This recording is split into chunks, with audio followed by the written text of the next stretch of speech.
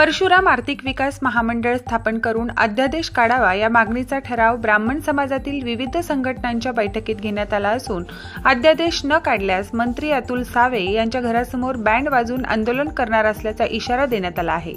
परभणी शहरातील वैष्णवी मंगल कार्यालय येथे झालेल्या बैठकीनंतर ब्राह्मण समाज संघटनांनी पत्रकार परिषद घेतली। या पत्रकार परिषदेमध्ये सरकारला थेट इशारा देत परशुराम आर्थिक विकास महामंडळ स्थापन करण्याचं आवाहन केलं आहे। या बैठकीला राज्यभरातून विविध संघटनांचे पदाधिकारी उपस्थित होते। परभणीमध्ये माझे महाराष्ट्रातील सर्व अध्यक्ष या ठिकाणी आले होते। परशुराम आर्थिक विकास महामंडळ हा विषय गेल्या 18 वर्षांपासून प्रलंबित आहे।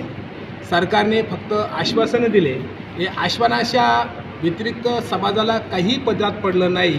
त्यामुळं महाराष्ट्रामध्ये ब्राह्मण समाजामध्ये तीव्र नाराजीचा सूर वाढलेला आहे। माझी सरकारला विनंती आहे की हे महामंडळ तुम्ही त्वरित याचा GR काढा, अधिकृत घोषणा करा।